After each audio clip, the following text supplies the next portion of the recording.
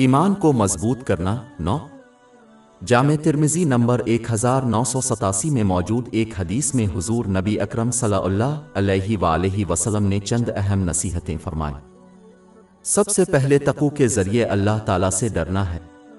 یہ اس وقت حاصل ہوتا ہے جب کوئی شخص اللہ تعالیٰ کے احکام کو بجا لاتا ہے، اس کی ممانعتوں سے باز آتا ہے اور رسول اللہ صلی اللہ علیہ وسلم کی روایات کے مطابق صبر کے ساتھ تقدیر کا سامنا کرتا ہے۔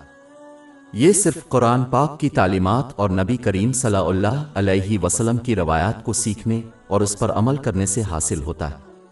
یہ نصیحت اسلام کی تمام تعلیمات اور فرائض کا احاطہ کرتی ہے۔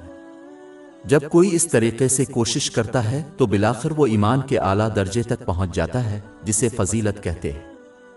یہ اس وقت ہوتا ہے جب کوئی عمل کرتا ہے، جیسے کہ نماز پڑھنا، گویا وہ اللہ تعالیٰ کو دیکھ رہا ہے، ان کا مشاہدہ کر رہا ہے۔ صحیح مسلم نمبر 99 میں موجود ایک حدیث میں اس کی نصیحت کی گئی ہے۔ یہ اس بات کو یقینی بناتا ہے کہ انسان اللہ تعالیٰ اور مخلوق دونوں کے لیے اپنے فرائض کو پورا کرے۔ مؤخر الذکر میں اسلام کی تعلیمات کے مطابق لوگوں کے حقوق کو پورا کرنا شامل ہے۔ یہ دوسروں کے ساتھ سلوک کرنے سے بہترین طریقے سے پورا ہوتا ہے، جیسا کہ کوئی شخص لوگوں کے ساتھ سلوک کرنا چاہتا ہے۔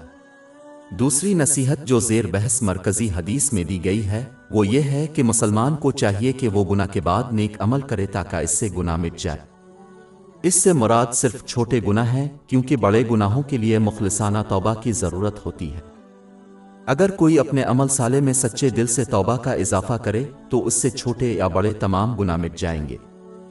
لیکن عمل صالح کا ایک حصہ یہ ہے کہ اس گناہ کو دوبارہ نہ دہرانے کی کوشش کی جائے، کیونکہ نیک عمل کے ساتھ عمل کرنے کی نیت سے گناہ کرنا ایک خطرناک گمراہ کن ذہنیت ہے۔ گناہ نہ کرنے کی کوشش کرنی چاہیے، اور جب وہ سرزد ہو جائیں تو سچے دل سے توبہ کرنی چاہیے۔